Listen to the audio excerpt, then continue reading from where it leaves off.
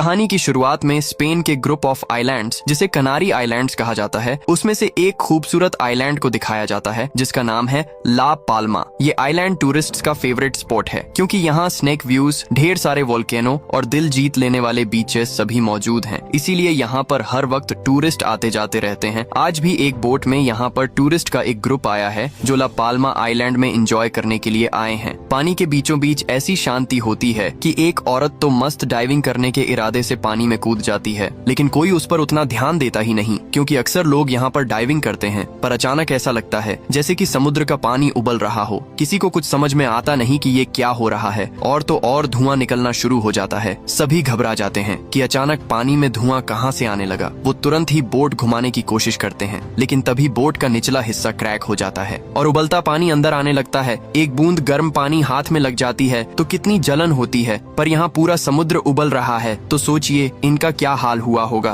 कुछ ही देर में सारे टूरिस्ट उबल जाते हैं और पानी में डूबकर घिनौने तरीके से मर जाते हैं। फिर हमें सीधा ला पाल्मा के एक होटल को दिखाया जाता है जहाँ एक कपल और उनके 2 बच्चे आए होते हैं। पति का नाम है फ्रेडरिक और पत्नी का नाम है जेनिफर। इनकी बेटी का नाम है सोफिया और बेटे का नाम बर्नार्ड। वो यहाँ पर क्रिसमस हॉलिडे एंजॉय करने के लिए आए हुए हैं और खास बात ये है कि ये परिवार हर साल यहाँ पर आता है और यहाँ की प्राकृतिक खूबसूरती को एंजॉय करके जाते हैं। इसी वजह से उस होटल के स्टाफ इनको बखूबी जानते हैं और इनका स्वागत बड़े अच्छे से करते हैं। इस बार तो वो कहते भी हैं कि सर, आप हमारे रेगुलर कस्टमर बन चुके हैं, इसलिए इस साल हमने आपके लिए स्पेशल अरेंजमेंट किया हुआ है, और वो भी नॉर्मल रूम के रेट पे। ये सुनकर वो बड़े खुश हो जाते हैं कि हर साल आने का कुछ तो फायदा हुआ। वो उस स्पेशल रूम की चाबी लेकर चले जाते हैं। रूम बहुत ही बढ़िया होता है। वो कमरे को देखने लगते हैं तो सोफिया को एक ईयर रिंग मिलता है। ये उस लड़की का ईयर रिंग है जो कहानी की शुरुआत में डाइविंग करने के लिए बोट से कूदी थी। उसी का रूम इनको दिया गया है। यहाँ से सीधे आइलैंड के जियोलॉजिकल इंस्टीट्यूट को दिखाते हैं जहाँ के स्टाफ इस आइलैंड में हो रही जियोलॉजिकल चेंजेस को मॉनिटर कर रहे होते हैं कि कहाँ पे ज्वालामुखी एक्टिव हो रहे हैं, कहाँ अर्थक्वेक होने वाला है। और ये है इस इंस्टीट्यूट की मेन जियोलॉजिस्ट जिसका नाम है मारिया। इन्हें न्यूज़पेपर्स के जरिए उस मिसिंग टूरिस्ट बोट का पता चलता है और न्यूज में छपा होता है कि वो एक एक्सीडेंट था जिसमें सारे टूरिस्टर्स मारे गए। पर इस इंस्टीट्यूट का हेड जिसका नाम है हेनरी, उसे लगता है कि ये महज एक्सीडेंट तो नहीं हो सकता था, बल्कि जरूर कोई जियोलॉजिकल रीजन रहा होगा, यानी कि आइलैंड की धरती में कोई बदलाव आ रहा है और शायद ये किसी डिजास्टर की शुरुआत भी हो सकती है। इसीलिए वो मारिया और उसके कलीग क्लेटन को सारे ट्रांसमीटर्स का डाटा चेक करने को कहता है, लेकिन कुछ ट्रांसमीटर्स काम नहीं कर रहे थे जिसकी वजह से डाटा रिकॉर्ड ही नहीं हो पाया। मारिया और क्लेटन उन ट्रांसमीटर्स को चेक करने के लिए पहाड़ के ऊपर जाते हैं। वहाँ पर एक गुफा होती है जिसके बाहर इनका एक ट्रांसमीटर होता है। वो ठीक से डाटा रिकॉर्ड कर रहा होता है, तो ये लोग गुफा के अंदर वाले ट्रांसमीटर को चेक करना चाहते हैं, पर गुफा की दीवारों से पानी टपकता है जिसको देखकर ये लोग हैरान हो जाते हैं क्योंकि यहाँ पानी आने का कोई चांस ही नहीं था और अंदर जाने पर ढेर सारे चमगादड़ मरे पड़े होते हैं।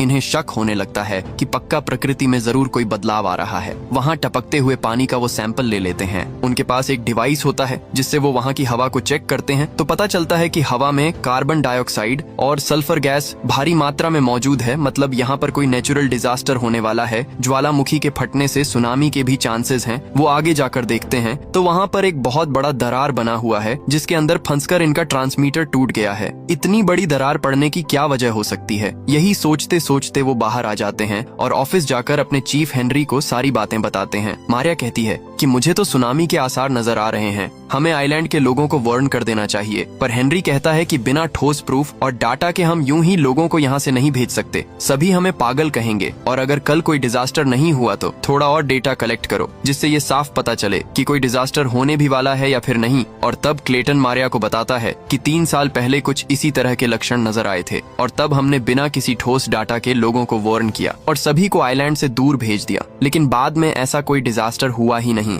इसीलिए हेनरी डर रहा है कि कहीं इस बार भी हमारा मजाक ना बन जाए, क्योंकि अगर इस बार भी हमारी वार्निंग्स गलत निकली तो लोगों का तो हम पर से भरोसा ही उठ जाएगा। इसलिए हमें प्रॉपर रिसर्च करके ठीक ठीक समझना होगा कि आखिर यहाँ पर क्या होने जा रहा है। मारिया को भी ये बात ठीक लगती है और वो घर आ जाती है और अपने सिस्टम पर ये चेक करती है कि अगर बाय चांस सुनामी आ भी गया तो किस तरह का नुकसान होगा और किस हद तक होगा। तब उसका छोटा भाई आता है जिसका नाम ब्रेड है और ये एक ड्राइवर है। वो बताता है कि आज डाइविंग के दौरान मैंने हजारों की तादाद में कछुओं को दूसरी जगह माइग्रेट करते देखा था, लेकिन इससे पहले ऐसा कभी नहीं हुआ था। यहाँ से फ्रेडरिक और जेनिफर के परिवार को दिखाते हैं जो होटल के रेस्टोरेंट में बैठे लंच कर रहे होते हैं। इनका बेटा बर्नार्ड एक न्यूरो डाइवर्जेंट लड़का है, यानी हम जिन लोगों को नॉर्मल कहते हैं उनके ब्रेन्स बातों को जिस तरह प्रोसेस करते हैं, तो न्यूरो डाइवर्जेंट लोगों के ब्रेन्स उन्हीं बातों को अलग तरीके से प्रोसेस करते हैं, मतलब कि नॉर्मल इंसान से बिल्कुल अलग। तो बर्नार्ड मेन्यू से आइटम ऑर्डर करता है, लेकिन जब वो डिश आता है तो वो उसे मेन्यू में जो डिश होता है उसके साथ कंपेयर करता है, मतलब उसकी फोटो के साथ, और कहता है कि ये तो बहुत ही अलग दिख रहा है, मुझे ये नहीं चाहिए, नहीं खाना मुझे। पर फ्रेडरिक उसको समझा बुझाकर खाने के लिए कन्विंस कर लेता है। तब सोफिया दूसरे टेबल पर बैठी चार्ल्स नाम की लड़की को देखती है जो सोफिया को देखकर स्माइल करती है। सोफिया भी जवाब में अच्छी सी स्माइल करती है। तो लंच के बाद सोफिया स्विमिंग पूल के पास बैठी होती है और तभी चार्ल्स आकर उसके पास बैठ जाती है। वो कहती है, हम भी यहाँ वेकेशन के लिए आए हुए हैं, अगर तुम फ्री हो तो बीच पर चले। पर सोफिया कहती है, मेरा भाई स्विम कर रहा है और वो न्यूरो डाइवर्जेंट है, इसीलिए उसको अकेला छोड़कर तो मैं नहीं आ सकती। ये सब सुनकर फ्रेडरिक कहता है कि नई जगह पर नई दोस्त मिली है, उसके साथ बीच पर जाने का मौका मिल रहा है, हरगिज जाओ तुम, बर्नार्ड पर मैं नजर रख लूंगा। इस पर सोफिया भी चार्ल्स के साथ चली जाती है। इसी बीच फ्रेडरिक देखता है कि होटल का स्टाफ जेनिफर के साथ बहुत ही हंस हंस कर बातें कर रहा है, लेकिन पता नहीं क्यों फ्रेडरिक इससे परेशान हो जाता है कि कहीं ये मेरी वाइफ को फुसला तो नहीं रहा। लेकिन जैसे ही वो स्विमिंग पूल की तरफ मुड़ता है तो वहाँ पर बर्नार्ड नहीं होता। फ्रेडरिक घबराकर उसको ढूंढने लग जाता है। तो इसी बीच सोफिया बीच के पास आ जाती है और तभी फ्रेडरिक वहाँ पर आकर पूछता है कि क्या बर्नार्ड यहाँ पर आया था। सोफिया भी डर जाती है। दोनों फिर हर तरफ उसे ढूंढने में लगे होते हैं। तब दूर एक पत्थर पर खड़ा बर्नार्ड समुद्र को देख रहा होता है। ये लोग भी उस पत्थर पर जाकर देखते हैं तो एक ही जगह पे ढेर सारे कछुए कहीं माइग्रेट करके जा रहे होते हैं। अगले सीन में वो कमरे में आ जाते हैं तो होटल का वही स्टाफ आकर जेनिफर से कहने लगता है कि मैंने आपके लोकल टूर के लिए बहुत ही बढ़िया गाड़ी अरेंज की हुई है। लेकिन ये सुनने के बाद फ्रेडरिक को और जलन होती है और स्टाफ के जाने के बाद वो जेनिफर पर बरस पड़ता है कि ये तुमसे इतना हंस के क्यों बात कर रहा था। लेकिन फिर इसी बात पर दोनों पे बहस शुरू हो जाती है, जिसे सुनकर बर्नार्ड और सोफिया परेशान हो जाते हैं। इसी बीच यहाँ इंस्टीट्यूट के हेड हेनरी को दिखाते हैं जो इस आइलैंड के एक डॉक्टर से मिलने जाता है,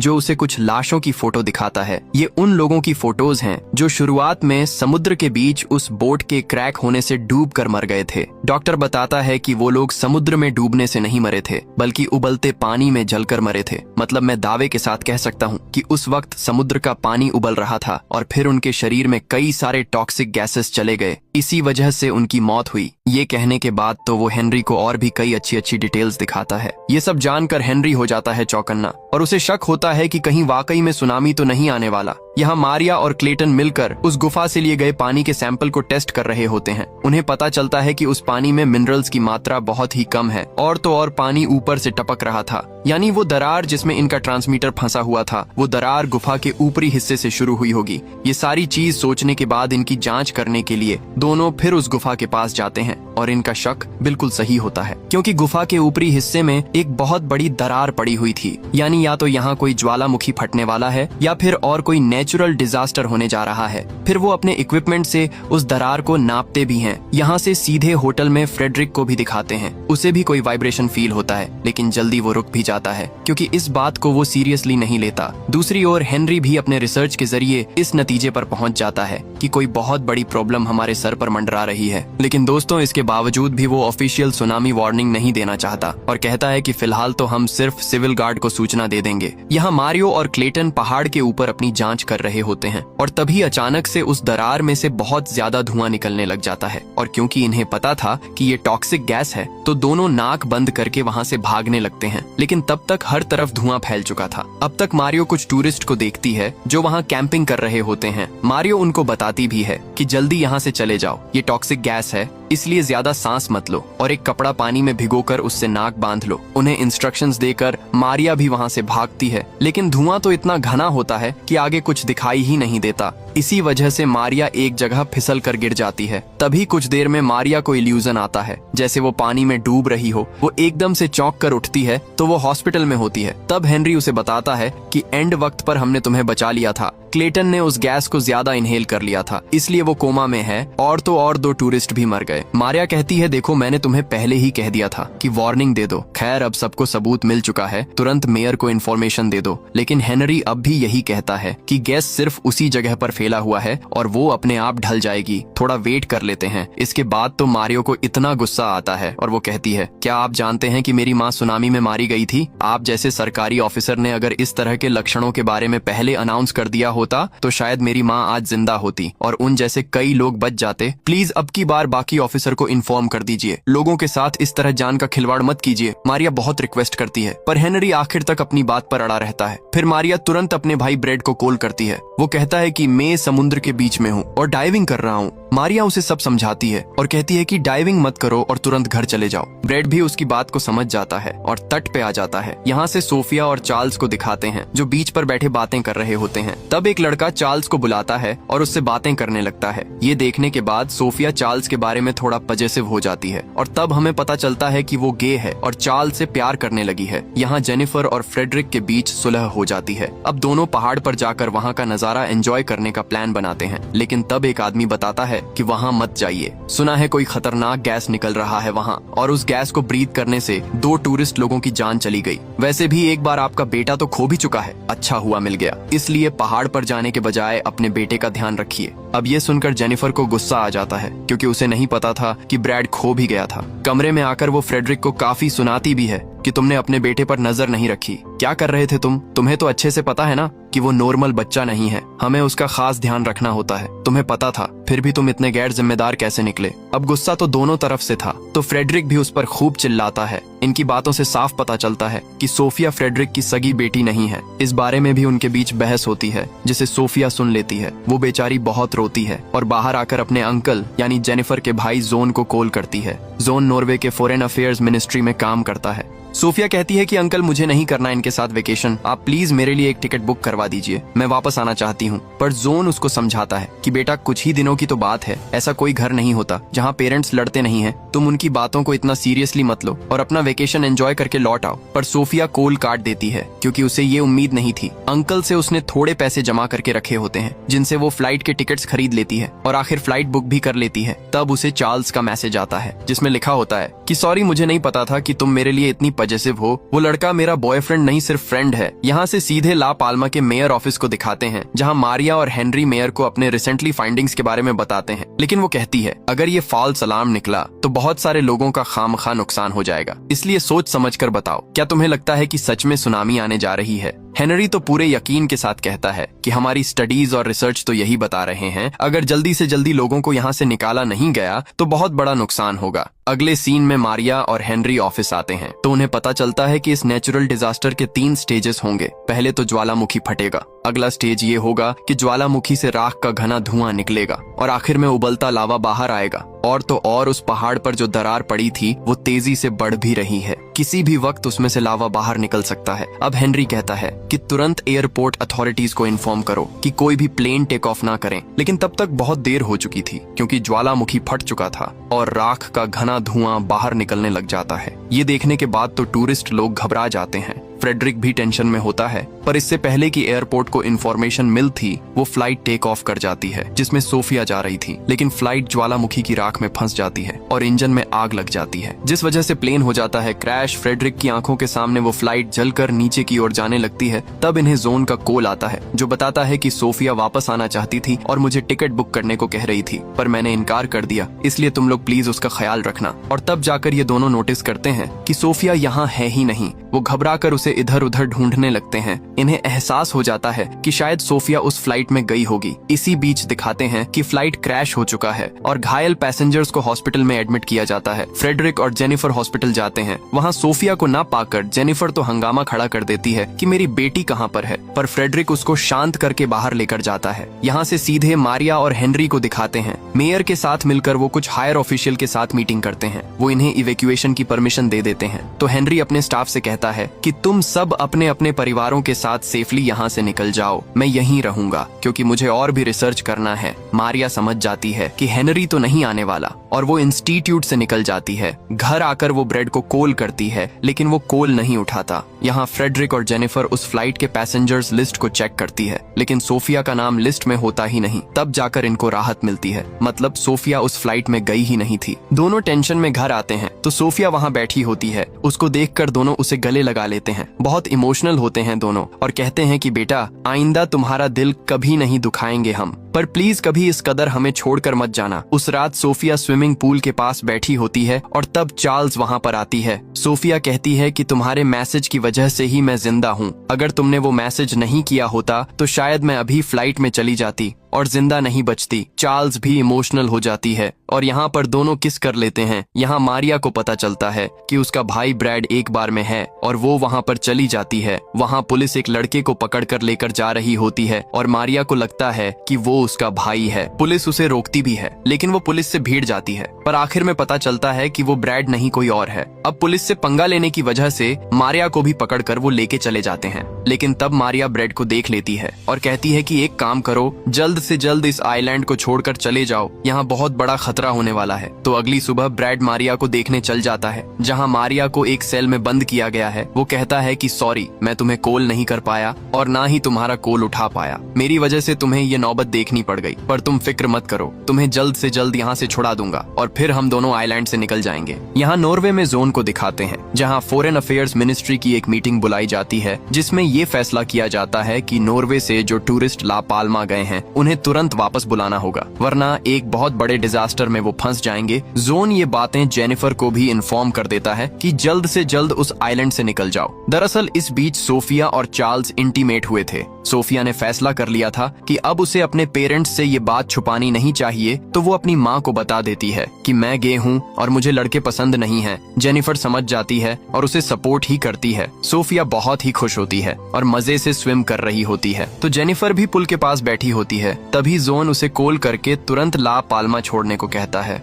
वो भी घबराकर टेंशन में सारी चीजें पैक करने में लग जाती है। सोफिया चार्ल्स को भी बताने जाती है, लेकिन वो वहाँ पर होती नहीं और इस तरह सोफिया उसे इन्फॉर्म नहीं कर पाती। यहाँ ये लोग अपना सामान लेकर बाहर आ जाते हैं, लेकिन वहाँ कोई गाड़ी मिलती ही नहीं। पर इन्हें अब कैसे भी करके इस आइलैंड से निकलने के लिए बोट तक पहुँचना होगा, तो वो एक गाड़ी चुरा लेते हैं। गाड़ी का ऑनर वहाँ पर आता है और फ्रेडरिक को मारने लगता है कि मेरी गाड़ी चुराने की हिम्मत कैसे हुई तुम्हारी। फ्रेडरिक अपने परिवार को बोट पर चढ़ने को कहता है और वो भी चढ़ जाते हैं, पर वो ऑनर फ्रेडरिक को जाने नहीं देता। फ्रेडरिक उसे कुछ पैसे पकड़ाकर कहता है कि प्लीज मुझे माफ कर दो, जाने दो मुझे। तो वो भी पैसे लेकर फ्रेडरिक को छोड़ देता है। वो बोट की ओर भागा चला जाता है अपने परिवार की तरफ, लेकिन तब तक बोट निकल चुकी थी। अब पता नहीं अगला बोट कब आएगा और फ्रेडरिक यहाँ फंस चुका है। जेनिफर तो बोट को रुकवाने की बहुत कोशिश करती है, लेकिन बात बनती नहीं। मारिया भी चार्ल्स को कॉल करके बताती है कि हमें इन्फॉर्मेशन मिली है कि यहाँ सुनामी का खतरा है, तुम भी जल्दी से जल्दी इस आइलैंड को छोड़कर चले जाओ। लेकिन यहाँ पर प्रॉब्लम ये होती है कि मोबाइल सिग्नल बहुत ही कमजोर होता है और बीच में ही कट जाते हैं सिग्नल। यहाँ से सीधे जियोलॉजिकल इंस्टीट्यूट में बैठा हेनरी अपने सिस्टम्स पर सिचुएशन को मॉनिटर कर रहा होता है, लेकिन अचानक उसके सिस्टम पर नो सिग्नल का साइन आता है।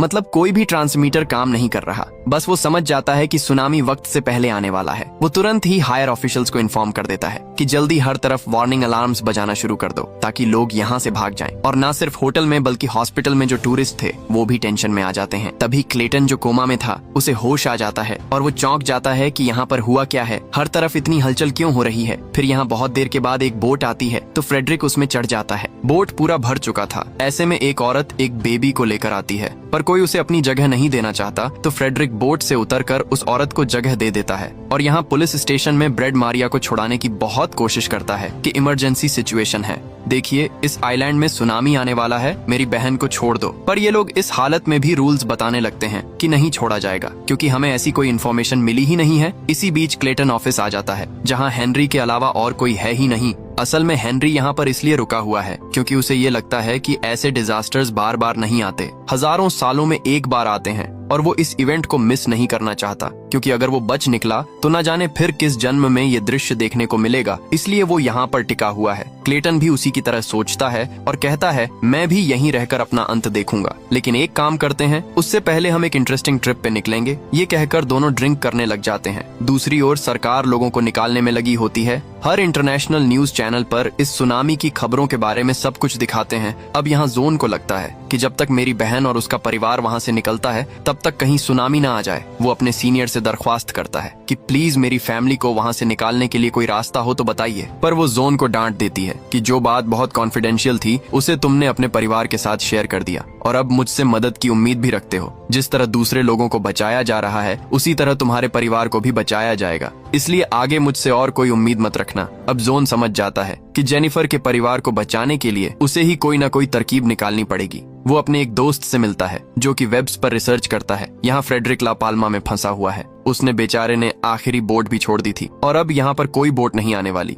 वो उम्मीद खोकर बैठ जाता है कि खत्म हो गया सब कुछ। ला पाल्मा का एयरपोर्ट तो बंद हो चुका है, इसलिए ये बोट इन टूरिस्ट्स को दूसरी जगह के एयरपोर्ट पर पहुंचाएगी और फिर वहां से वो अपनी अपनी लोकेशन पर जाएंगे। फ्रेडरिक समझ जाता है कि अब उसके बचने का कोई चांस नहीं। वो जेनिफर को कॉल करता है ताकि आखिरी बार उससे और बच्चों से बात की जाए, लेकिन सिग्नल बीच में कट हो जाता है। इसी बीच पुलिस स्टेशन को सुनामी के बारे में इंफॉर्मेशन मिल जाती है और पुलिस वाले तुरंत स्टेशन से भाग जाते हैं। अब ब्रैड मारिया के सेल की चाबी को लेकर उसे खोल देता है। इसी बीच बाकी कैदी भी बच निकलते हैं। मारिया और ब्रैड जल्दी से बाहर निकलते हैं तो उस ज्वालामुखी को फटते हुए देखते हैं। लावा बिल्कुल नीचे तक आ चुका था। दोनों वहां से भागते हैं और रास्ते में बैठे फ्रेडरिक को देखते हैं। ब्रैड कहता है कि हमें तुरंत ही आइलैंड छोड़कर जाना होगा। फ्रेडरिक पूछता है कि जाओगे कैसे? आखिरी बोट तो जा चुकी है। ब्रैड कहता है कि मैं डाइवर हूँ और मेरे पास एक बोट है, आप एक काम कीजिए, हमारे साथ चलिए। तो फ्रेडरिक भी उनके साथ चल देता है। तीनों बोट के पास आते हैं, लेकिन तब जेल से बचा हुआ एक कैदी वहां गन लेकर आता है और इन्हें धमकाता है कि बोट मुझे दे दो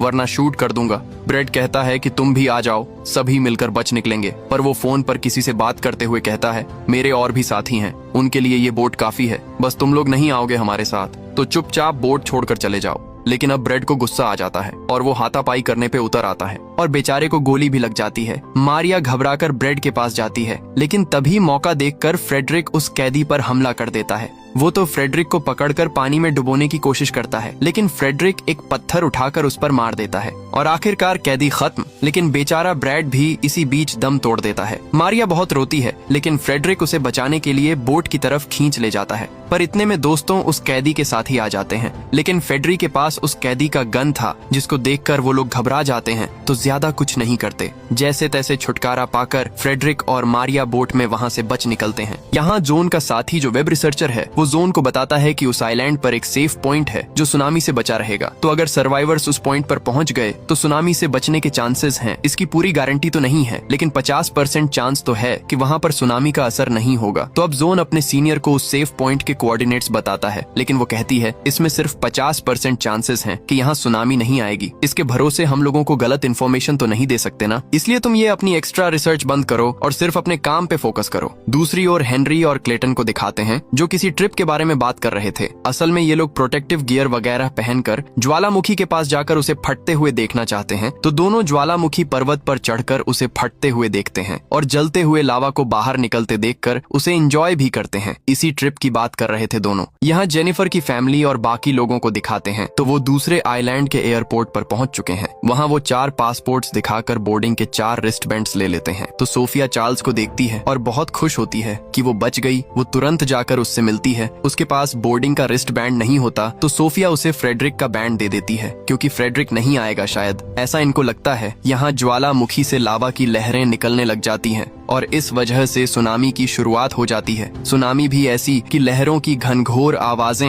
एयरपोर्ट तक सुनाई देती हैं। यहाँ जेनिफर और बर्नार्ड प्लेन मोड कर लेते हैं, लेकिन तब जेनिफर रियलाइज करती है कि सोफिया प्लेन में है ही नहीं। वो तुरंत प्लेन से उतरती है और तब जाकर सोफिया और चार्ल्स फ्लाइट में चढ़कर बैठ जाती हैं। सोफिया नहीं जानती कि उसकी माँ फ्लाइट से उतर चुकी है, क्योंकि वो तो सोफिया को ढूंढने नीचे आई थी। यहाँ से फ्रेडरिक और मारिया को दिखाते हैं जो बोट में जा रहे होते हैं, लेकिन सुनामी को आते देखकर वो समझ जाते हैं कि अब बचने का कोई रास्ता है ही नहीं। दूसरी ओर जोन किसी भी तरह ला पाल्मा के लोगों को उस सेफ पॉइंट के बारे में बताना चाहता है, क्योंकि वो ज्यादा से ज्यादा लोगों की जान बचाना चाहता है। और उसी वक्त उसकी सीनियर एक प्रेस मीटिंग में बात कर रही होती है। तभी जोन बीच में घुसकर उस सेफ पॉइंट के लोकेशन कोऑर्डिनेट्स को दिखाकर कहता है कि अगर ला पाल्मा आइलैंड पर कोई फंसा हुआ है तो प्लीज इस लोकेशन पर चले जाइए, ये सेफ जगह है। ये खबर अब हर जगह मीडिया में फैल जाती है। हर किसी के मोबाइल पर ये कोऑर्डिनेट्स फॉरवर्ड्स किए जाते हैं। जेनिफर के फोन पर भी वो मैसेज आता है, लेकिन इतने में सिग्नल कट हो जाता है। और तो और जेनिफर को समझ नहीं आता कि वो क्या कोऑर्डिनेट्स हैं और मैप में उसको कैसे देखना होता है। पर बर्नार्ड को इन बातों में बहुत ही इंटरेस्ट है, तो वो उस लोकेशन कोऑर्डिनेट्स को देखकर मैप में एक जगह को मार्क करता है कि यही वो सेफ पॉइंट है। दोनों उसी लोकेशन की ओर भागते हैं तो मारिया को भी वो मैसेज मिलता है, तो वो भी फ्रेडरिक के साथ उसी ओर जाने लगती है। और इनकी बोट के पीछे बहुत बड़ी और ऊंची लहर उड़ती उड़ती और तेजी से आ रही है। वो बड़ी लहर इन्हें अपनी चपेट में लेना लेने वाली होती है, लेकिन दूसरी तरफ से एक और लहर उस लहर से टकरा जाती है, जिसकी वजह से ये बच जाते हैं और उसकी गति धीमी हो जाती है। अब सुनामी की लहरें ला पाल्मा आइलैंड को अपनी चपेट में लेने लग जाती हैं। एयरपोर्ट भी नहीं बचता। इन्हीं में से एक फ्लाइट में सोफिया और चार्ल्स बैठी थीं। यहाँ जेनिफर और बर्नार्ड दूसरे कुछ पैसेंजर्स के साथ एक गाड़ी में एयरपोर्ट से निकल चुके थे और वो एक ऊंचे पहाड़ पर पहुंच जाते हैं, जहाँ वो सेफ पॉइंट है। वो गाड़ी नीचे छोड़कर ऊपर की ओर भागते हैं और लगता है यहीं पर दूसरे सर्वाइवर्स भी हैं। फ्रेडरिक भी वहाँ पर होता है। वो जेनिफर और बर्नार्ड को जैसे ही देखता है, उसके खुशी का कोई ठिकाना नहीं होता, पर तीनों रोने भी लगते हैं क्योंकि ना जाने सोफिया के साथ क्या हुआ होगा। यहाँ फ्लाइट के अंदर सोफिया को दिखाते हैं, जो जिंदा है। उस फ्लाइट के कुछ पैसेंजर्स अब अभी भी जिंदा थे। वो चार्ल्स को देखती है, जो सांस नहीं ले रही होती है, लेकिन सोफिया उसे सीपीआर देती है और फिर वो सांस लेना शुरू कर देती है। उसे होश आ जाता है और इस तरह ये लवर्स जिंदा बच गई थी। दोनों बाहर निकलती हैं तो देखती हैं उस जगह का विनाश हो चुका है। यहाँ से सीधे टीवी न्यूज को दिखाते हैं, जिसमें बताते हैं कि सुनामी में लगभग 1000 लोग मारे गए होंगे और भारी नुकसान हो गया है। और यहाँ प्रेस मीटिंग में घुसकर बोलने की वजह से जोन को नौकरी से निकाल दिया जाता है, लेकिन उसे अपनी नौकरी से ज्यादा अपनी फैमिली की चिंता होती है और वो टेंशन में होता है कि कहीं फ्रेडरिक, जेनिफर और बच्चों को कुछ हो ना गया हो। तब उसकी कोलीग आती है कि देखो, आपने जो लोकेशन कोऑर्डिनेट शेयर किए थे, वाकई में वो एक सेफ पॉइंट था। वहाँ जाकर कई लोगों ने अपनी जानें बचाई है। इतना ही नहीं, वहाँ पर आपकी बहन जेनिफर भी है। तब ये सुनकर जोन को तसल्ली होती है। उसके बाद उस सेफ पॉइंट पर रेस्क्यू टीम पहुंच जाती है। फ्रेडरिक और जेनिफर रो रहे होते हैं कि शायद सोफिया जिंदा नहीं बची होगी और तब दूसरे सर्वाइवर्स को हेलीकॉप्टर में वहां लाया जाता है। उसमें सोफिया भी होती है, जिसको देखकर इनको इतनी खुशी होती है कि इनका कोई ठिकाना नहीं। पर मारिया का भाई ब्रैड, वो तो मर चुका था। तो मारिया अपने भाई की याद में बोट लेकर समुद्र के बीच जाती है और अपने भाई की तरह डाइव करती है और समुद्र की गहराइयों में छुप जाती है। प्रकृति की खूबसूरती को निहारने लगती है। उसका भाई हमेशा कहता था कि ऐसा कुछ नहीं है जो प्रकृति हमें नहीं दे सकती, हमें नहीं सिखाती। वो खुद हमें बताती है कि आगे क्या होने जा रहा है। डिजास्टर के लक्षण भी खुद प्रकृति हमें बताती है। तो अगर हम उन लक्षणों को ध्यान से देखें और समझे तो ऐसे खतरों से बच सकते हैं। अपने भाई के इन्हीं शब्दों को सोचकर मारिया इमोशनल होती है और इसी सीन के साथ ये कहानी यहीं पर खत्म हो जाती है। दोस्तों, आपको वीडियो कैसी लगी, लाइक और कमेंट करके जरूर बताना। मिलते हैं अगली शानदार वीडियो में। तब तक के लिए सब्सक्राइब बटन दबा दो।